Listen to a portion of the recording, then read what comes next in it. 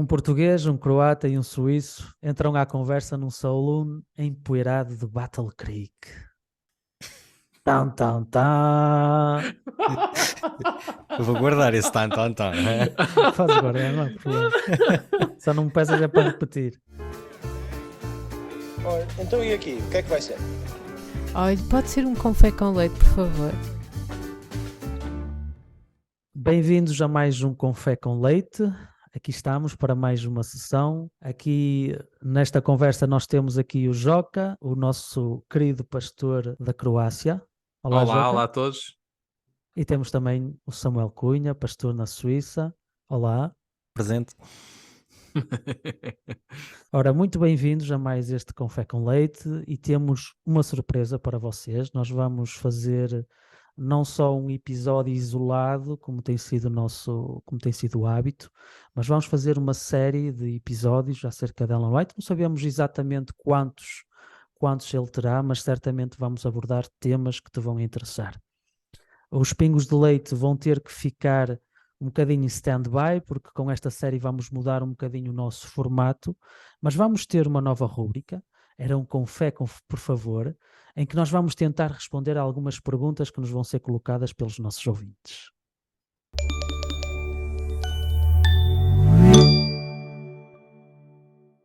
Então, nesta primeira rúbrica do Era um Confé, por favor, nós temos uma pergunta que nos chega da parte da Carla Silva. Ela colocou-nos esta pergunta através do Instagram. E eu vou ler a pergunta, como ela colocou. Assim como ela, Ellen White, pode surgir outra pessoa que tenha visões e escreva livros hoje? O que é que vocês acham? Samuel, vou começar por ti. O que é que tu achas? Achas que nós podemos ter hoje alguém que tenha uma importância, a preponderância de Ellen White, visões, livros? O que é que tu achas? Eu acho 100% que sim. Que poderá existir alguém que possa ter visões. Acho que escrever livros seria uma escolha de marketing muito pouco acertada. Acho que hoje em dia, com a quantidade de pessoas que leem livros, a pessoa que fosse inspirada por Deus e que tivesse visões tinha muito mais interesse em estar nas redes, em produzir conteúdos mídia, TikTok, Instagram, YouTube já está um bocado fora de moda, mas se quisesse tocar as novas gerações teria que ser mais por aí. Mas sim, eu acredito que o Espírito Santo continua a trabalhar e que quando nós estivermos abertos a essas coisas, que essas coisas poderão voltar a acontecer. Óbvio que se nós acharmos que só aconteceu num determinado momento da história deste mundo e que não vai aparecer mais, o próprio Deus não nos pode enviar isso, porque nós não vamos acreditar. Nós não vamos dizer, foi a feijoada que eu comi ontem à noite que me deu estes pensamentos, e não vamos atribuir a visão a Deus. Obrigado, Mas, Sam. Samuel, se calhar podia ser um audiolivro, não? Se fosse um audiolivro já dava. Sim, o audiolivro já daria, mas é preciso perceber que Ellen White escreveu porque na altura se lia muito e as pessoas, dares um livro a uma pessoa naquela época, era uma coisa fora do normal, não é? Um folheto na altura era uma coisa fora do normal, era moderno, era uma coisa que não havia. As pessoas não tinham as casas com... As pessoas não podem ver no podcast, mas atrás de mim eu tenho a minha biblioteca com livros, ou seja, isto não era qualquer casa que tinha isso, não é? O livro tinha mais valor, não estou também a dizer que o livro era exclusivo, porque não era exclusivo na época, mas era uma coisa que tinha um valor diferente do que tem hoje. Por isso, acho que, se calhar não seria a melhor forma a apostar em escrever em formato audiobook ou mesmo em livro mesmo físico. E tu, Joca, não achas que os livros, apesar de tudo, não dão assim um toque um bocadinho mais intelectual? O que é que tu achas? Achas que ainda pode surgir pessoas que têm um purista. livros? Temos um purista aqui, A quem os comprar em formato de papel e estiver a ler num Starbucks ou uma coisa qualquer, sim, dá um ar mais intelectual, sem dúvida nenhuma. Cachimbo. Tiver assim com cachimbo, os óculos. Cachimbo de soja, obviamente, não é? Exatamente. Estamos aqui preferência um casaco de tweed e não sei o que mais, não é? Pronto, isso aí ajuda. Mas em relação à pergunta, eu concordo com o Samuel, acho que é possível. Agora, a minha questão é em termos da abertura que eventualmente as pessoas possam ter ou não ter, ou a igreja possa ter ou não ter, caso aconteça isso, não é? E como é lógico que nós vamos, ao longo desta série, vamos falar de muitas coisas, mas há momentos, por exemplo, da vida de Ellen White em que ela entra muitas vezes em conflito com as autoridades estabelecidas da igreja, a Conferência Geral, etc., na altura, não é? Quantos de nós que estejam a ouvir este podcast e que façam parte da Igreja Adventista estão normalmente muito abertos a pessoas que falam abertamente contra a autoridade da Igreja? Se calhar não há assim tantos, não é? Pronto, e por isso fica aí na minha cabeça, pelo menos, fica essa dúvida. Possível é se esse ministério seria aceito e reconhecido, etc, etc. Já fica aí uma questão, Mas, não é? mas eu agora aproveito também para contestar assim um bocadinho aquilo que vocês estão a dizer. Mas será que os profetas eram assim tão aceitos quanto isso? Eu quando leio a história da Bíblia, os profetas bíblicos, acho que eles também passaram por situações muito complicadas, em que eles partiam de uma posição de fraqueza para falar a quem tinha muito mais poder que eles, não é? E mesmo quando nós falamos acerca de Ellen White, é verdade que às vezes nos é apresentada uma imagem muito dourada daquilo que era a realidade da igreja e a realidade do ministério dela, não é? E desses relacionamentos entre as várias estruturas da igreja e o ministério de Ellen White, mas quando nós começamos a ler com um bocadinho mais de atenção, quando nós começamos a vasculhar um bocadinho mais, e não estou propriamente a falar dos testemunhos secretos de Ellen White, estou a falar mesmo daquilo que está disponível a todos nós apercebemos-nos que Ellen White, para ser reconhecida como profetisa, nós depois vamos falar um bocadinho mais o que é que isso quer dizer ou não, e mesmo acerca do que ela preferia como título, mas prontos, para simplificar a conversa, para ela ser reconhecida, e mesmo depois dela ter sido reconhecida, não é? Acho que houve muitas tensões entre aquilo que Ellen White queria fazer, ou sentia-se impelida a fazer por Deus, e aquilo que a igreja aceitava que ela fizesse, não é? Acho que ter um momento em que ela esteve realmente como uma autoridade incontestada, se é que podemos dizer assim, se calhar só depois de morta, e mesmo assim Mas isso para mas mim, prontos. para mim é Isto só para eu dizer, acho que relacionando com aquilo que tu tinhas dito, a minha questão é: se um profeta aparecer hoje, não é? Eu também partilho a vossa ideia. Nós não somos cessacionistas, quer dizer que nós acreditamos que o Espírito Santo ainda atua hoje em dia. Eu acho que essa pessoa ia ter sempre os mesmos desafios que todos os profetas tiveram, que é de tentar transmitir uma mensagem que não é popular, porque se fosse popular não era preciso um profeta. Mas Não era ó, preciso ter Roberto, um profeta, aí não é? nós concordamos, e eu acho que, aliás, o nosso ponto de vista não é tão diferente assim. Acho que concordamos, em primeiro lugar, o cargo de profeta ou de profetisa é como uma boa parte dos artistas, só são reconhecidos depois da morte, não é? Não, é verdade. Agora, Sim. no caso específico de Ellen White, também tens de reconhecer que houve ali um mainstream, ou houve certas pessoas dentro do mainstream da igreja, pessoas com uma certa autoridade, que na altura apoiaram isso, levou a que ela tivesse o reconhecimento que teve perante os seus contemporâneos, sem dizer, desculpa, sem falar contra aquilo que tu estás a dizer, que o reconhecimento veio de uma forma muito mais forte depois dela não estar cá, não é? E era exatamente isso que se calhar que eu estava a tentar realçar, é o facto de que é muito giro ter um profeta, exceto quando o profeta está a falar contra nós, não é? Quando o profeta está a dizer que nós temos razão, é sempre muito confortável, Claro não é? que É sim. sempre muito fácil Isso apoiar. é espetáculo, mas como tu dizes também muito bem, tens muito poucos casos na Bíblia em que isso seja verdade, e mesmo no Ministério de Ellen White tens casos, tens períodos bastante alargados em que isso não era verdade. Ou seja, ela não estava a ter o melhor relacionamento possível com aquelas pessoas que estavam na autoridade. Desculpa, Samuel, eu cortei-te aí, sei Não que há crise, não há crise. Só vos peço para não desvendarem tudo o que nós vamos falar nesta série. Não, eu estou a respeitar isso. Os meus colegas de painel é que não. Não, é assim, só para clarificar aquilo que eu estou a dizer, eu concordo a 100% com o que o Roberto disse. Eu só acrescento, Eu agora estou preocupado. não, acrescento em relação à pergunta da Carla, esta ideia de que eu acho que é impossível que possa aparecer um profeta se a própria pessoa que é chamada não acredita na existência de visões. Estão a perceber? Porque eu concordo plenamente que um profeta não tem que ser aceite necessariamente e que a regra é justamente o contrário, e tudo, estou plenamente de acordo. Mas a pergunta é: pode surgir? Eu acho que sim, claro que pode. Neste momento é extremamente improvável porque nós tornamos pessoas muito descrentes nessas coisas e muito desconfiadas nessas coisas. Então é mesmo difícil para Deus, se quiser nos aproximar dessa forma, que nós estejamos disponíveis a que Ele trabalhe connosco nesse sentido. Se calhar íamos ter mais algumas coisas para debater, mas vamos Claramente. ter que deixar esta pergunta, Carla. Peço desculpa se não pudemos dar a resposta completa, mas se tu ou continuares a ouvir este episódio, os episódios que se vão seguir, certamente tu vais ter mais alguns elementos de resposta. E acabamos aqui então o Era com fé, por favor, e agora vamos moer o grão.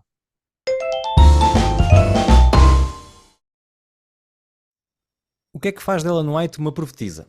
É verdade que Ellen White recusou muitas vezes o título de profetisa, ela preferia ser chamada mensageira do Senhor, mas o que é que fez com que os adventistas chegassem ao ponto de considerar Ellen White como uma profetisa, com um ministério profético, com uma obra feita que é inegável? E é interessante que, como adventistas, nós podemos divergir em relação a muitos pontos, mas normalmente existe um consenso entre todos de que Ellen White é uma profetisa. Podemos depois ter definições diferentes do que é um profeta, do que é inspiração, de como é que devem ser utilizados os seus escritos, do que é o dom de profecia.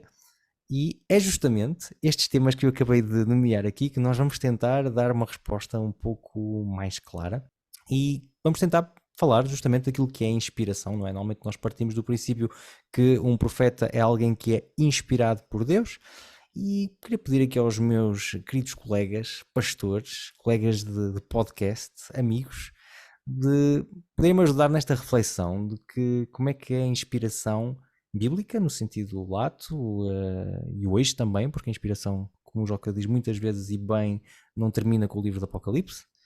E depois, como é que será a inspiração específica de Ellen White? Como é que ela viveu essa inspiração da parte do Espírito de Deus? Se calhar começava por dar a palavra ao Joca, porque visivelmente parece uma pessoa mais vem-me em francês a palavra, não é? Mais prête, como é que isso se diz? Preparada, exatamente, mais preparada para começar. Joca, o que é que tens a dizer sobre a inspiração? Não, e só para os nossos ouvintes perceberem isto, nós estamos a gravar isto, como é lógico, através do Zoom, porque vivemos em países diferentes. E Joca, a razão pela então, qual ele achou que eu estava mais. Estamos todos aqui à volta da mesa em Frankfurt. Lá estou eu com as minhas teorias da conspiração, não é? Mas a razão pela qual o Samuel achou que eu estava mais bem preparado era porque eu estava a olhar para ele enquanto que o Roberto estava a olhar para fora do ecrã. Portanto, eu só quero realçar aqui este aspecto, não é? É só para vocês verem como às vezes as aparências iludem, não é? Mas tudo isto para dizer o quê? Para dizer que, ou melhor, para tentar responder à tua pergunta, colocaste-me aí um bocadinho na mira, ribalta. não é? Na ribalta. Como é que se define um profeta? Eu acho que essa é uma questão complicada, não é? Inspiração. Muitas vezes nós temos a ideia, não é, que tudo aquilo que e sobretudo quando falamos da Ellen White, temos a ideia que tudo aquilo que ela disse, tudo aquilo que ela escreveu, tudo isso é inspirado, não é? Mas se calhar não é isso que mesmo a Igreja Adventista na sua posição oficial defende, não é? Porque nós temos uma ideia de inspiração não como aquele modelo da máquina de escrever, em que Deus simplesmente está a utilizar os humanos para transmitir as palavras que ele tem, que Deus tem para transmitir. Inspiração verbal, não é? verbal e, neste caso, verbal direta, não é? Mas aquilo que nós acreditamos como a igreja é quase uma inspiração de vida, não é? Tipo, os autores da Bíblia tiveram uma vida inspirada. Uma vida inspirada é uma vida em que eles estão com ligação, têm uma ligação especial a Deus, de alguma forma. Se calhar qualquer um de nós pode ter essa ligação porque todos nós somos humanos caídos, não é? E depois, como é lógico, estão a relatar as suas experiências no meio dessa vida inspirada. Tu consideras que o rei David teve uma vida inspirada? No sentido de Era que um ele, homem apesar de ser segundo o um coração homem. de Deus. Exatamente, mas vocês lá estão a tentar colocar-me aqui na mira, não é? Mas no sentido de que era alguém que claramente tinha problemas e que por ter esses problemas também reconhecia a necessidade de precisar de Deus, não é? No fundo, aliás, mesmo tu referiste que Ellen White gostava de normalmente utilizar o título mensageira do Senhor, não é? E isso não só transmitia uma ideia de não querer ser aquilo que se calhar outras pessoas, as expectativas que outras pessoas colocavam nela, que vêm associados precisamente à ideia de um profeta ou de uma profetisa neste caso, o que é que tudo isso que se espera em relação a alguém que tem esse título, mas também significa o facto de que ela própria reconhecia que sem Deus nada podia fazer. E por isso ela própria também reconhecia as suas falhas e achava que o foco precisava de estar não nela, mas em Deus. Daí a ideia de mensageira do Senhor. Ela está a transmitir Algo exterior, mensagens, não é? algo exterior, não é? E nós também podemos falar disso um bocadinho mais tarde. Às vezes ia contra aquilo que ela própria achava, de vez em quando, pelo menos, não é? Uhum. E por isso talvez se encontre algo nessa ideia de que nós, como seres humanos caídos, podemos levar uma vida inspirada, apesar das nossas falhas, que muitas vezes são bastante visíveis, sobretudo para as gerações posteriores às nossas, não é? Uhum. Mas sobretudo vidas inspiradas, não é? E sobretudo no caso de Ellen White. Mas não sei o que é que o Roberto pode eventualmente acrescentar ou então corrigir-me. Ele pode corrigir. Eu acho que ele vai tentar corrigir. Força aí, Roberto, mas Certamente. é interessante este pormenor, já que tu dizes, que é a pessoa que é profeta não é necessariamente uma pessoa que vive uma perfeição de vida e como prenda desta perfeição de vida tem o direito de se tornar profeta, e não foi nesse sentido que tu foste, e acho muito interessante, porque efetivamente os profetas bíblicos e extra-bíblicos eram pessoas como nós. Desculpa, só para dar um exemplo, não é? Sim. Nós temos aquele que é considerado, se calhar, um dos maiores profetas, quer para o judaísmo, quer para o cristianismo, quer para o islamismo, é Abraão, não é? No sentido de que ele se calhar foi o primeiro que tinha uma mensagem específica de Deus para. E quando vês a vida de Abraão, não é propriamente a vida, quer dizer, pelo menos da forma como está relatada no Gênesis, ele se calhar acaba por ter um momento em que confia em Deus plenamente, que é o momento final, e depois a história dele acaba e passa para a história de Isaac, não é? Que é o momento do sacrifício de Isaac. Mas de resto, ao longo de toda a história de Abraão, aquilo que tu encontras ao longo da sua vida são vários momentos de crise e de dúvida de o que é que Deus estava a dizer-lhe ou não, e não é? Quer dizer, e isso acho que faz parte daquilo que é uma vida inspirada, se vamos utilizar esse termo. Mas Roberto, corrige-me lá, se faz favor.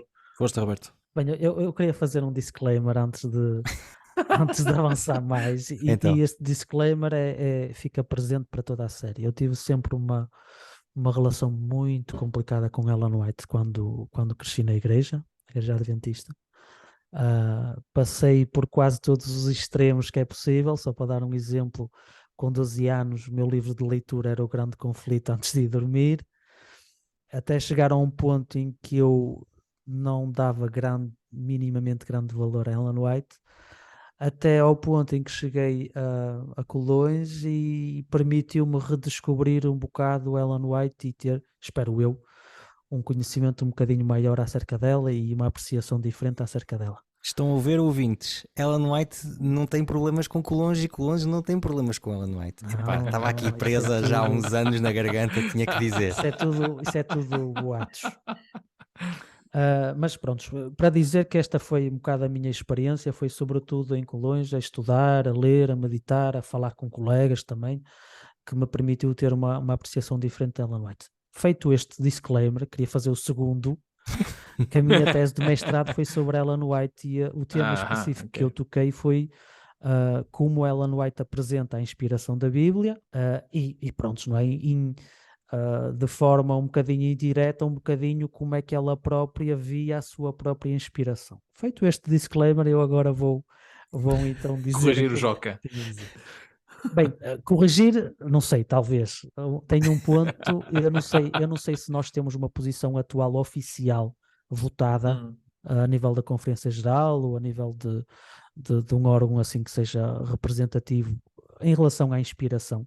Nós temos alguns textos que são lançados, temos o BRI que lançou, acho eu, recentemente um livro acerca disso, mas acho que o único voto que nós temos, pronto, lá está, o meu conhecimento também não é exaustivo, mas o único voto que eu acho que nós temos a falar diretamente acerca desta questão foi um voto que eu tive que ver em relação a essa tese de mestrado que eu apresentei, na época ainda de Ellen White, em que eles dizem que, para contrariar a noção de inspiração verbal que vocês mencionaram aqui, que a inspiração de Deus não funciona através da inspiração verbal e que a ação de Deus se faz nos pensamentos da pessoa. E isso foi votado na altura, na Conferência Geral, não é? Tipo, se me perguntarem a data, se não me engano, eu acho que foi final dos anos 70, início dos anos 80, já passou algum tempo desde a minha tese, e eu não fui propriamente rever, porque não achei que íamos falar da posição oficial da Igreja, mas já que falámos agora também, achei importante também deixar esta ressalva. Em relação à inspiração, agora voltando mesmo mais seriamente à pergunta do Samuel, aquilo que o Joca falou foi e é muito daquilo que Ellen White defendia pessoalmente acerca da posição dela sobre a inspiração. A inspiração na Bíblia é feita de muitas maneiras, é difícil nós termos um esquema, não é? Nós temos Abraão que falava diretamente com Deus, nós temos profetas que tinham visões, nós temos profetas que aparecem do deserto, não sabemos por onde é que vêm nem por onde é que vão e o que é que estão ali a fazer e dizem a mensagem e desaparecem completamente, nem sequer deixaram o nome deles, não é? É difícil nós termos um padrão daquilo que é um profeta e daquilo que é inspiração, não é? E acho que utilizando uma palavra que é usada por alguns teólogos adventistas e acerca destes assuntos, a inspiração de Deus na Bíblia e mesmo fora da Bíblia é polifónica, há muitos tons, há muitas maneiras que Deus se manifesta, não é? E eu acho que esta noção de inspiração, a forma como a inspiração se manifesta na pessoa, acho que vai depender muito da própria pessoa, da personalidade, um aspecto que o Samuel mencionou, mas também da cultura. Deus vai se adaptar à cultura, às formas que a própria cultura de base da pessoa aceita como aceitável de manifestação de Deus, não é? Claro que numa sociedade onde é normal ter visões, acho que Deus vai utilizar visões. Numa sociedade em que se calhar visões não sejam mal vistas ou tenham alguma conotação mais negativa ou outro, pode ser que ele utilize, não é? Mas pode ser que ele utilize outro meio. Lá está o facto de Deus ter esta maneira muito flexível de chamar, não é? E nós vemos isso na Bíblia, não é? Leva-nos a pensar que ele, se fizer isso hoje em dia, ele vai fazê-lo novamente. aquilo que eu acho interessante acerca da inspiração, e depois eu termino, porque eu também não quero estar a monopolizar a palavra. Eu li um texto que eu gostei muito acerca de profetas e profetismo, que é do André Neher. O Samuel se calhar diz-lhe qualquer coisa, o autor. E ele tem uma passagem que eu gosto muito, da mesma maneira que nós temos o Abraham Heschel, que é um rabi americano, um rabi judeu americano, que ele também vai no mesmo sentido, que é a inspiração de Deus e o chamado profético de Deus é completamente inesperado pela pessoa. Não há um procedimento, não há um procedimento a seguir, não há uma receita, não há nada que prepare a pessoa para aquilo que Deus vai lhe dizer, para que Deus vai o chamar. Não há nada que nos leve a nós a tentarmos de alguma maneira sermos escolhidos por Deus para sermos profetas ou para desempenharmos uma função específica.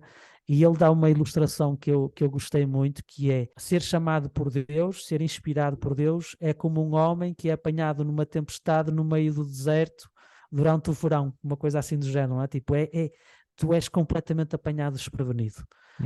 Não só naquilo que tu recebes de Deus, da mensagem que Ele te dá, não é? Daquele contacto com Deus, mas também daquilo que Ele vai te pedir. Que eu acho que a inspiração, e nós estamos a falar de profetas, sobretudo o chamado profético, há sempre esta noção de missão, é com um objetivo específico que Deus te chama. Em relação a Ellen White, eu acho que sim, eu acho que ela se enquadra. Acho que ela se enquadra neste quadro porque eu vejo nela uma mulher com uma missão, não só naquilo que ela disse, mas naquilo que ela era. Não era a solução mais fácil escolher uma mulher para ser profetisa, e no entanto eu vejo nessa escolha um propósito de Deus, um aspecto que se calhar nós vamos ter a ocasião de falar. Eu vejo muito a missão do profeta como alguém que é uma voz de alerta de Deus para situações Uma atalaia. de crise, de risco, e eu acho que ela teve essa função, não só na história adventista, mas também na sociedade americana, porque eu acho que o profeta também tem uma implicação muito importante na sociedade. O profeta não é só para consumo interno, não é só para consumo da igreja, se podemos utilizar esse termo, não é? Estamos a falar deste contexto específico de Ellen White, não é só para a igreja adventista, mas ela também tem uma implicação. E eu, quando vejo a implicação que ela teve, por exemplo, no movimento contra a escravatura, abolicionista, quando eu vejo a implicação que ela teve noutras áreas também, como por exemplo os excessos do álcool e do tabaco, pronto, em várias áreas, ela teve uma vida muito preenchida de ativismo em várias áreas, e eu vejo nela esse chamado profético. Por isso a inspiração, e termino aqui, a inspiração é sobretudo Deus que te agarra pelos colarinhos e te apresenta uma coisa diante de ti que tu não podes recusar. Há uma passagem que eu gosto muito de Amós capítulo 3, versículo 8, eu estive a ler um bocadinho da Bíblia. Os pastores às vezes leem a Bíblia, acontece. Há quantas Peço semanas foi isso? desculpa. Foi há algum tempo. Mas em Amós chega um momento, no capítulo 3, em que ele diz: quando o Senhor Deus fala, quem é que se recusa a ser profeta? Quer dizer que aquilo que Deus, esse encontro entre Deus e o ser humano é tão forte que tu não consegues ficar indiferente. Não consegues ficar indiferente. E depois essa missão e esse chamado pode ser feito de muitas maneiras, dependendo do profeta, dependendo da personalidade, dependendo da sociedade, dependendo da missão específica que Deus te pede, mas é sobretudo esta quase Inevitabilidade. Inevitabilidade. É isso mesmo. Mas prontos, que é também inevitável é que eu corto agora. Embora seja super interessante o que estás a dizer, e acho que para os nossos ouvintes também percebe-se que o Roberto é apaixonado e que percebe bastante sobre isso, e para mim sinto que não tenho quase a acrescentar com aquilo que o Joca e com o Roberto disse. Vou tentar dizer algo que vocês não mencionaram ainda, que é a ideia de que a inspiração, quer dizer, já foi mencionado, mas de um ângulo se calhar um pouco superficial, que é a ideia que a inspiração não é igual para todas as pessoas, isso já foi falado, que Deus age em função da pessoa, mas que, por exemplo, um livro de Salmos não tem a mesma forma de inspiração, ou seja, não teve a mesma forma de redação, de construção, que um livro de Lucas ou então um livro de Apocalipse. No livro de Apocalipse até se pode encontrar alguma não inspiração verbal, mas alguma coisa que é próxima da inspiração verbal, no sentido em que João diz: o anjo disse-me ... e escreve aquilo que lhe foi dito em diálogo.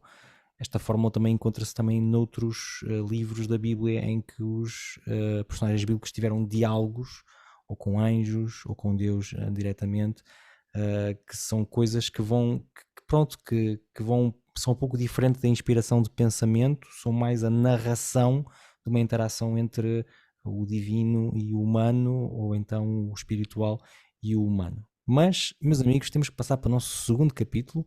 Vimos a questão da inspiração e agora temos que abordar muito rapidamente a questão do profetismo, ou se calhar damos um pouco mais de espaço ao profetismo e fazemos rapidamente o nosso último capítulo. Há duas perguntas que eu gostava de lançar para inspirar a vossa, estão a ver? Inspirar os vossos pensamentos, em relação ao profetismo, que é: qual era a missão de um profeta bíblico? Já foi um pouco explicado pelo Roberto, mas se calhar seria o espaço para o Joca poder também se pronunciar um pouco sobre isso. E depois, onde é que a gente coloca Ellen White no cânon bíblico?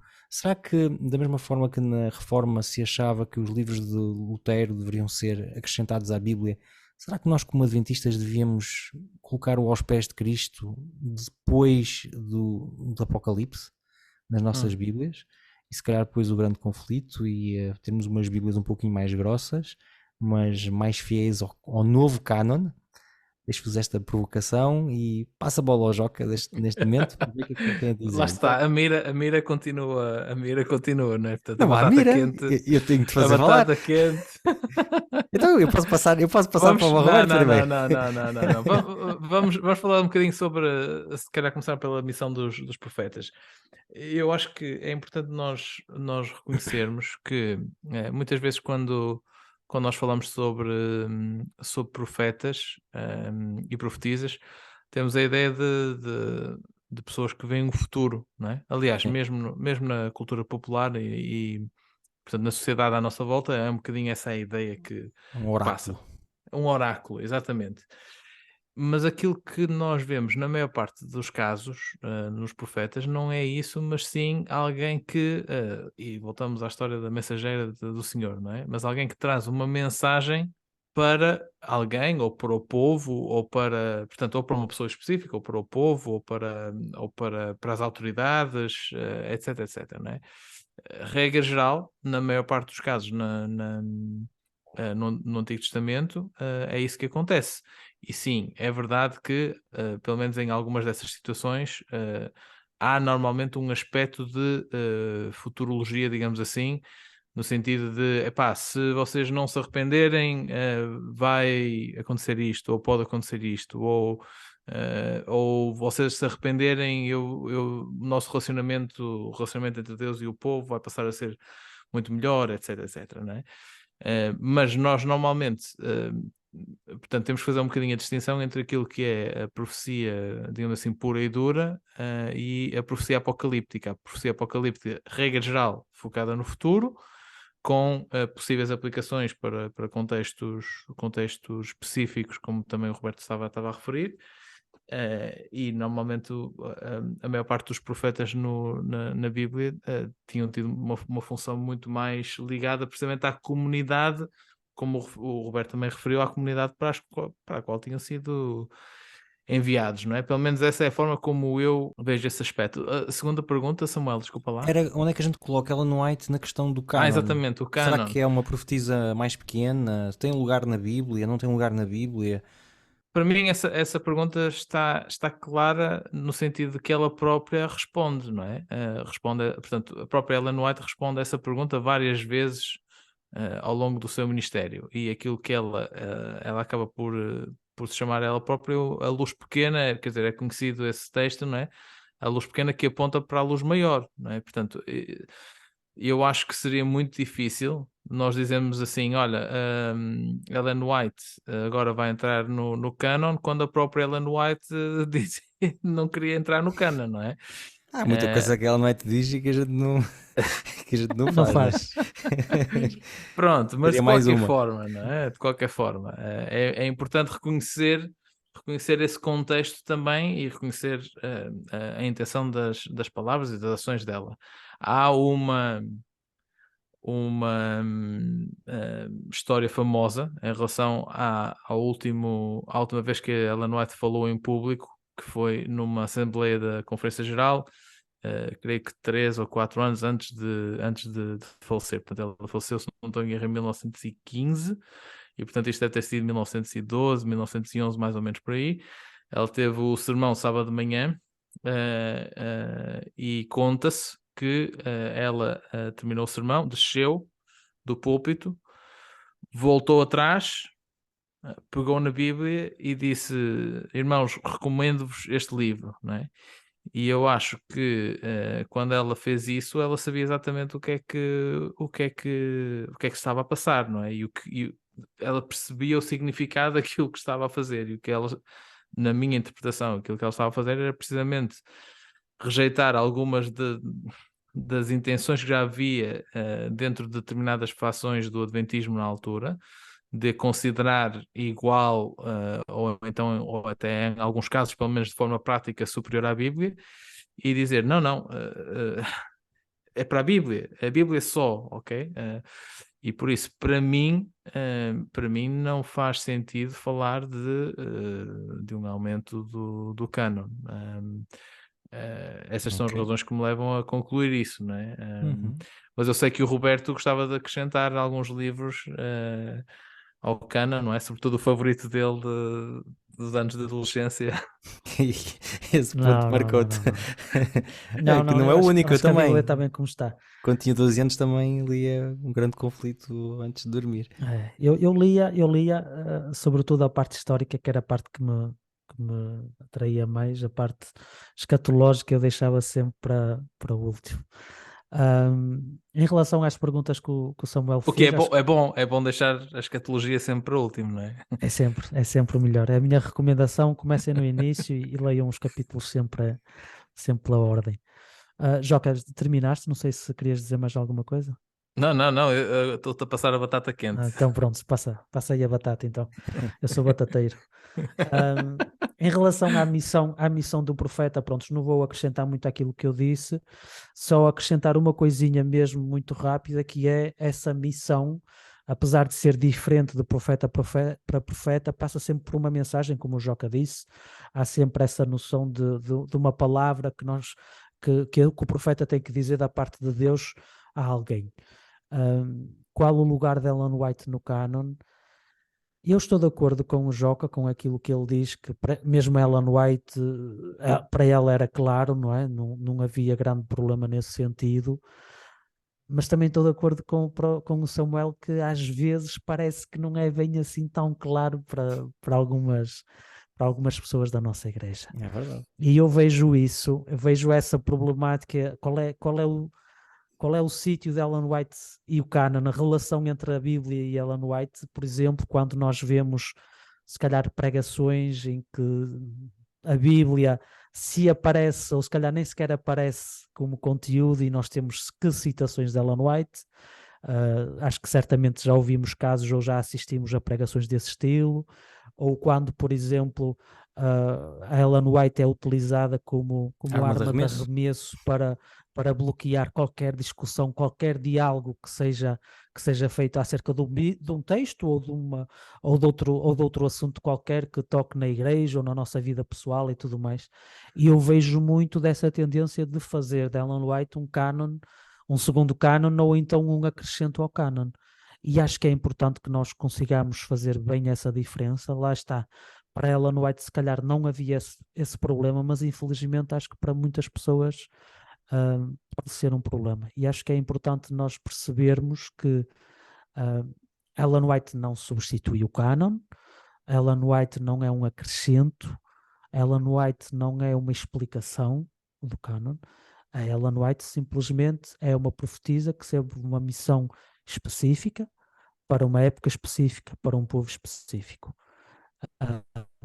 em um contexto específico. A Ellen White pode ser no máximo, o início de uma conversa acerca de assuntos que são revelados na Bíblia. No máximo. Nós não podemos terminar uma conversa dizendo a Ellen White disse que. Porque então, se nós fazemos isso, estamos errados. Estamos Ousado, errados e estamos a mas verdadeiro. confundir. Hã? Ousado aquilo que tu dizes, mas totalmente verdadeiro. Eu estou contigo no que estás a dizer. João, Posso só era acrescentar uma isso. coisa? Dizer que neste último ponto que estavas a referir, Roberto, de não terminar o argumento com textos de Ellen White, isso era, mais uma vez, é exatamente aquilo que ela não queria que as pessoas fizessem. Portanto, tu tens um dos casos mais famosos, é a sessão da Conferência Geral de Minneapolis em 1888, toda aquela discussão sobre a justificação pelas obras ou pela fé, não é? E em que o Wagner e o Jones estavam a desafiar o status quo que tinha sido dentro do Adventismo ao longo dos últimos, perdão, dos últimos 40 anos antes disso, não é?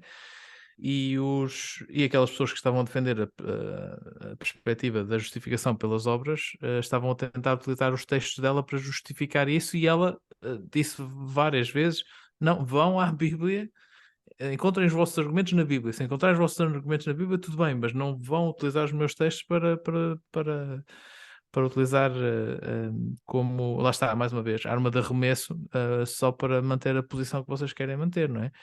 E por isso, parece-me que fazer isso com os textos de Ellen White vai, mais uma vez, contra aquilo que a própria Ellen White entendia ser a sua missão como profetisa ou como mensageira, para sermos um bocadinho mais claros. Acho que isso aí era, lá está, mais uma vez, é utilizar algo que ela não queria que fosse utilizado. E só acrescentar que para os nossos ouvintes também ficarem com uma ideia um bocadinho mais completa, não é? A situação que o Joca mencionou não foi uma situação única. Não foi a única vez que situações semelhantes aconteceram. Várias foram as controvérsias dentro da Igreja Adventista, em que várias pessoas tentavam usar Ellen White como o argumento final que mata a discussão, em que ela usava recorrentemente essa afirmação que o Joca disse, não é? Tipo, vocês não podem utilizar a mim como autoridade, vão se basear na Bíblia. Aquilo que a Bíblia disser é aquilo que está certo, não é? Foi, como tu disseste, em relação a 1988, foi relacionado com profecias de escatologia acerca de Daniel e do Apocalipse, dos 10 reis, foi acerca de outros assuntos também, não é? Em que claramente ela, na cabeça dela, na mente dela, não havia conflito nenhum, nem havia tensão nenhuma entre aquilo que ela estava a dizer, aquilo que ela fazia e aquilo que a Bíblia deveria representar na igreja. Mas lá está, as pessoas às vezes utilizavam os seus escritos e se calhar, permitam-me esta chega, se calhar usavam-na como muleta e para benefício próprio, porque alguns deles eram aqueles que, quando aquilo que Ellen White contradiziam, eram dos primeiros a questionar a veracidade do ministério de Ellen White. E voltamos um bocadinho à conversa que falámos logo no início, não é? Do profeta que é aceito ou não pela comunidade. Meus queridos, eu vou dar a minha opinião já fazendo a ponte para o nosso último ponto que vamos ver juntos, a questão do dom de profecia. Gostava de dizer que nós muitas vezes, perante a ausência de profetas na nossa igreja, na atualidade, temos tendência a explorar uma coisa que é verdade, mas que eu creio pessoalmente que usamos-la não da melhor forma. Passo a explicar. É verdade que um profeta não é necessariamente uma pessoa que tem visões. É verdade que um profeta, por definição, sobretudo no grego, é aquele que fala à frente, não é?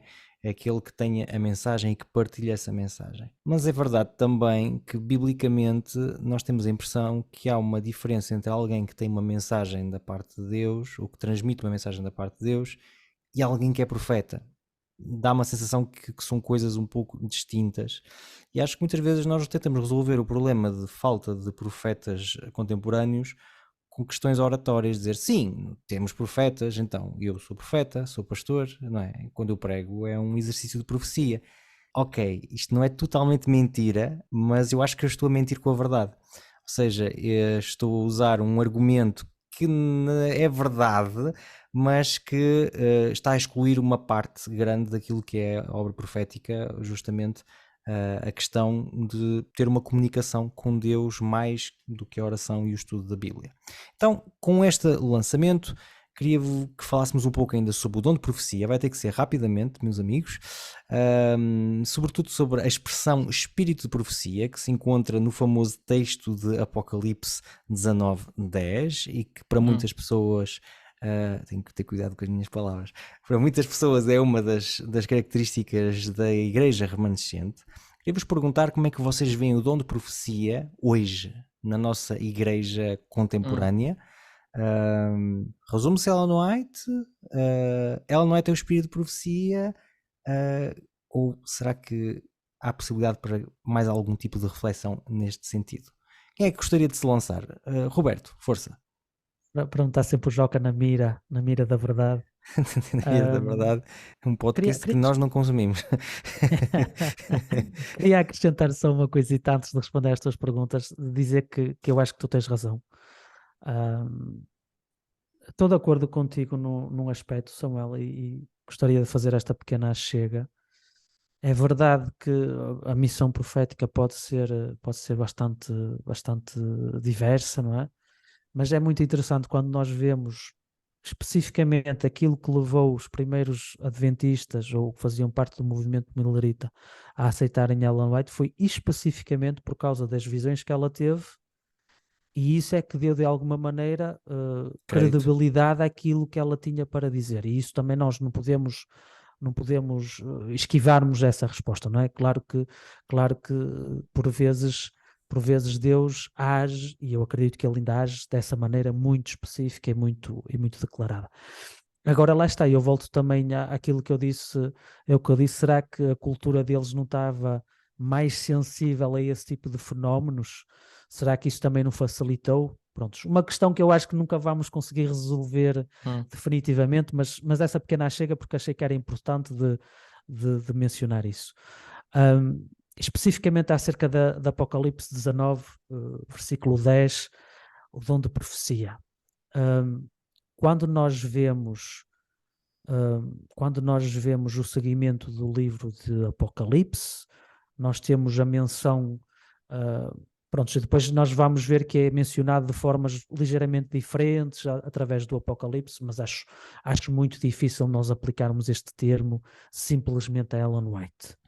Nós podemos mencionar, e acho que isso é legítimo, dizer que Ellen White faz parte do que este termo simboliza, não é? Não vamos estar aqui, pelo menos eu não vou fazer aqui uma grande explicação acerca do que é que isto significa dentro do livro do Apocalipse, mas acho que é legítimo nós dizermos que Ellen White pode se inserir e insere-se neste movimento.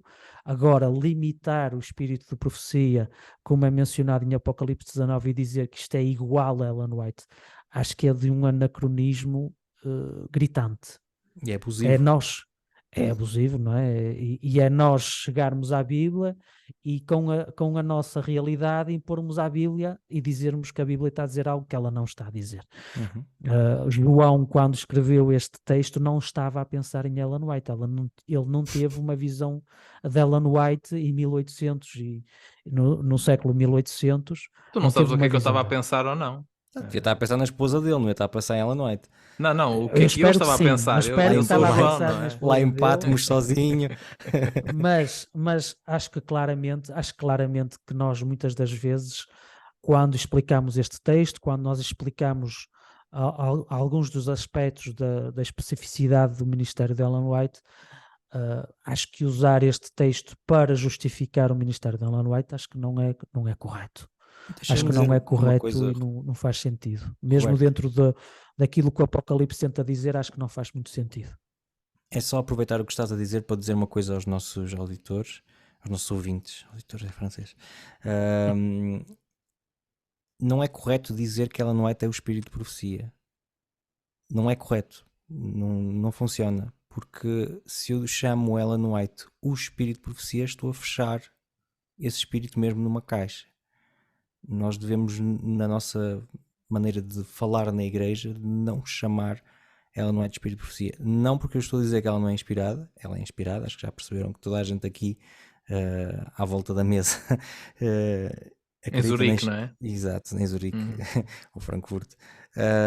Somos todos a favor disso, mas é um erro gigante estar a dizer, a referirmos a Ellen White chamando-lhe o espírito de profecia.